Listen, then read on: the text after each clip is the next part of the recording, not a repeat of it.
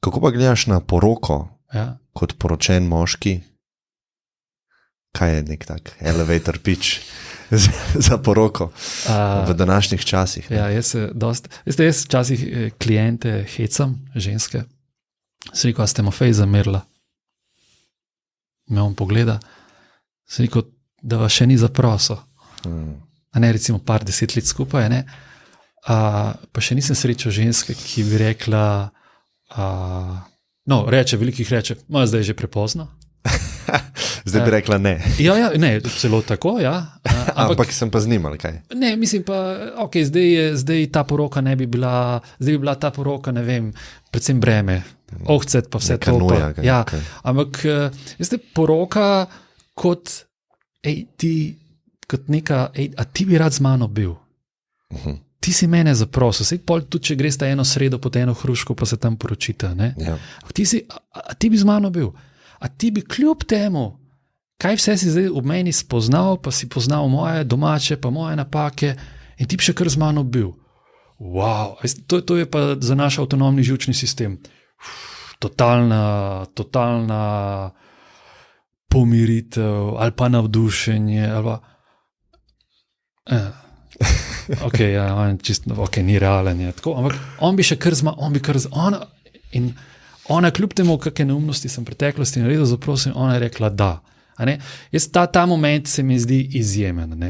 Tako ta zaobljuba, s tabo bom bil do konca življenja. Veste, recimo ta zaobljuba, o tem recimo ti relacijski kliniki govorijo, ustvariti varno zakonsko membrano, in pomeni, veš, recimo z tega teološkega smisla pa mi ne govorimo o zakramentu starševstva, ampak zakramentu zakona, da ne bo to preveč, da to čim bolj razložim. Jaz včasih tako to razlagam, sem jaz lahko do tebe tako spoštljiv, korekten, naklonjen, kot bi bil, bom rekel, neka podaljšana božja roka. Zdaj to malo v prispodobi govorim. A sem jaz lahko neka prosojnost, ko se srečam s tabo, neke dobrosti, naklonjenosti, da boš zaradi srečanja z mano ti lažje, boljše živel. A jaz tebi v življenju danes prinašam neko breme, ti te obremenjujem z današnjim stikom, ali pa morda kakšno pikico dobrega prinašam.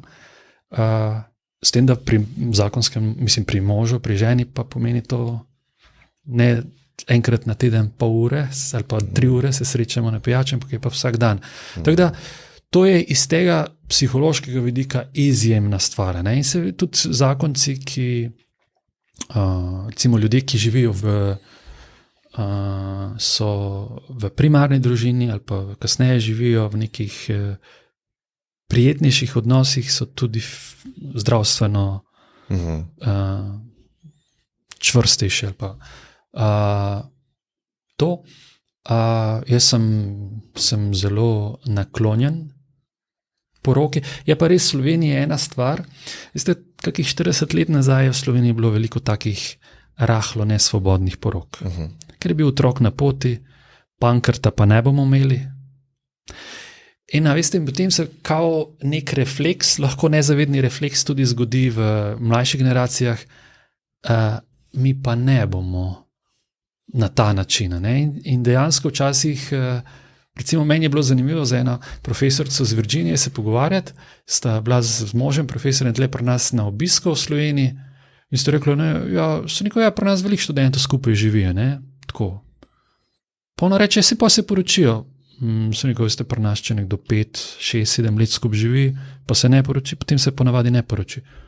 In ona je rekla, govorim zdaj 6, 7 let nazaj, pri nas, če 2 študenta živita 7 let skupaj, to je velika verjetnost, da se boste poročila.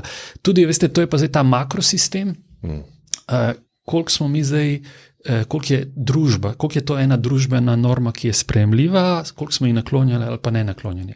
Mi se v terapeuti hecamo, danes se poročamo na banki, ne več pri pač podpišeš za 20-30 let poroštvo. Ja. Kako pa gledaš na ločitev? Ti, vem, mogoče moramo sam povedati, ti si precej, ne vem sploh, kako bi rekel, v cerkvi opet? Ja, zdaj bom tako rekel, mi smo terapeuti, jaz predavam na teološki fakulteti, na bodočim zakonskim družinskim terapeutom, tudi bodočim duhovnikom, psihologijo religije, hkrati pa delam tudi na Družinskem inštitutu Bližina v Celju kot terapeut, tako da sem tako malo dvoživka. In zdaj mi smo kot terapeuti, smo včasih imeli kakšni ljudje iz cerkve do nas nezaupanja v smislu, ker mi smo delali tudi veliko žrtvami spolnih zlorab. Kaj vi zdaj o nas veste? V smislu? Ja, tudi žrtve spolnih zlorab strani duhovnikov. Okay. In dejansko... se jim je zdelo, da ste na strani cerkve. Ja, da ste na strani te institucije, ki je bila, iz katere je prišlo tista zloraba. Tako bom rekel, recimo, predstavniki cerkve so dostikrat do nas lahko, govorim v preteklosti, zdaj je to bistveno bolje, v preteklosti, v smislu rahla nezaupanja, kaj zdaj vse vi veste. In tudi iz teh naših terapevtskih vrst so prišle tudi te iniciative, ki so se zelo potem zavzemale za to, da se res v cerkvi stvari popolnoma prečistijo, tako čist iz laiških, zelo podprtostih terapevtskih vrst. To, recimo zato smo tukaj, smo bili včasih tako malo, pa jaz ne bom zdaj šel takoj dogmatično z nekom govoriti, oziroma jaz v terapiji ne bom delal verouka, ali pa recimo zdaj, ko midva govoriva o monogamiji, ne bom zdaj takoj z nekom dogmo, cerkvenim pravilom, ampak dajmo mi to čist, meni neko cerkveno pravilo, če nima neke psihološke podlage, podlage v življenju, to je to brez veze to pravilo. Lahko gremo pa na te stvari. Ja. Kaj me zanima, kako gledaš na celotno nauk, pa če bo želel. Mislim, ne da bi se izogibal, bom pa rekel, nisem pa spet dogmatik izjemen, tak, kak bi rekel, zato, ampak se mi zdi, da danes ta dialog znotraj cerkve, recimo tudi na teološki fakulteti, je zelo odprt. In to je meni, vsi smo si zelo prizadevali za to in dejansko mi imamo, ogromno študentov, ki so neverni, ampak rečejo, bi pa želeli k vam priti, ker nekak zakonski odnos, družinsko življenje, nekak te vrednote pa pritiče eni taki, mislim, verjetno kakih velikih neumnosti ne boste učili. Ampak če se vrnem nazaj na to vprašanje, se pravi... Ločitve. Izjemno težka stvar. In recimo jaz sem v tem letu delal 4 skupine razvezanih sem imel po Zoomu, še iz obdobja korone, in so bili pol z cele Slovenije in smo ker je veliko težav, to visoko konfliktne razveze. In potem, in jaz rečem, lepih ločitev ni. Jih res ni? V redu, jaz nisem zdaj najbolj reprezentativen, ker do nas, do terapeutov pridejo ljudje, ki so imeli težave. Hvala Bogu, bi rekel, če je kdo imel lepo ločitev. Jaz rečem, lepo ločitev je tista ločitev, kjer sta si zelo malo nagajala. Ja, seveda. Pa z mirom to narediš. Veš, zakaj se mi zdi, da ločitev ni lahka? Ko nekdo imata enega otroka, 2 otroka, in če zdaj greva narazen, avtomatično pomeni, da jaz ne moram več vsak dan otroka videti. In ona. Tudi če se pol razdeli. In zdaj, v redu, 20-letnega otroka lahko ne vidiš vsak dan, ampak 2 leti, 3 leta, 4 leta, 5 let star otroka, tam pa če 3-4 dni nisi z njim, je kar že, kaj šele, da si nisi en teden ali tako, 10 dni, pravi, kaj se je vmes zgodilo in iz tega naslova, čist iz tega naslova pa to pri 2 starših, ki sta morda izjemno trezna, izjemno naklonjena drug do drugega in je še iz tega naslova boleča stvar. Tako da, bom rekel, je čist težka, potem pa kaj šele, če pa potem tle pridejo še ekonomske stvari, skrbništvo, preživnina, Pa ponavadi ločitve ne pridejo, oziroma dosti krat pridejo ločitve, je v ozadju ločitev še neke poškodbe v partnerskem odnosu in potem je težava, ko se partnerske težave prenašajo v starševstvo in potem je na poligonu starševstva z drugim obračunavava, da neke stare, nezaceljene stvari. Zato se mi zdi, to je skupina, od katerih se kot terapeut največ naučiš, ker se soočajo z neštevilo nekih situacij, bolečin in zato tudi smo, ne vem, pri nas na inštitutu veliko s tem delamo, tudi sodišča pošiljajo, ampak moja praksa ali pa izkušnja je tako, da veliko lažje, tam pa rajše delam, recimo sem imel eno skupino, v tej skupini so lahko samo en starš iz družine, ne oba. Druga skupina, tam pa je lahko drugi starš, če se želita oba starša vključiti. Ker dosti krat je pa tako, veste, delati z dvema staršema, ki sta v procesu ločevanja, je to res prav na sodišču, včasih sodnici, te družinske sodnice rečejo, ali pa sodniki,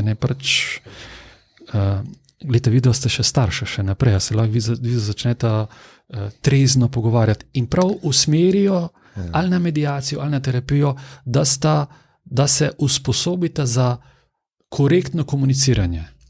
In potem jaz rečem, gledajte, vi imate pooblastila na sodišču. Jaz nimam nič. In pred vami, ki ste avtoriteta, se nespoštljivo pogovarjata.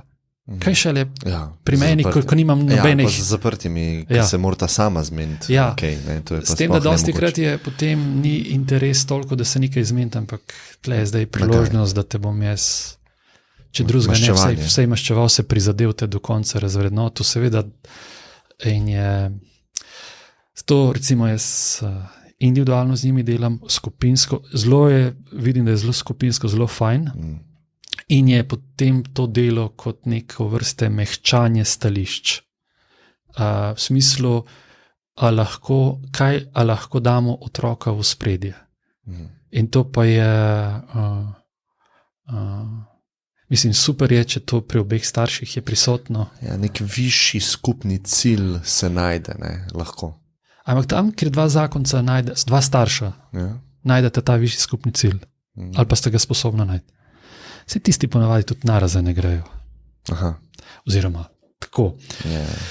Če ste dva kot zakonca nista mogla trezno komunicirati, je rahlo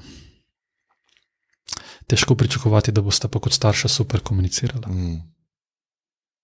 No, cilj pa je, seveda to ne pomeni, da smo zdaj pesimistični, da ne bomo se k temu prizadevali, ma je pa težko.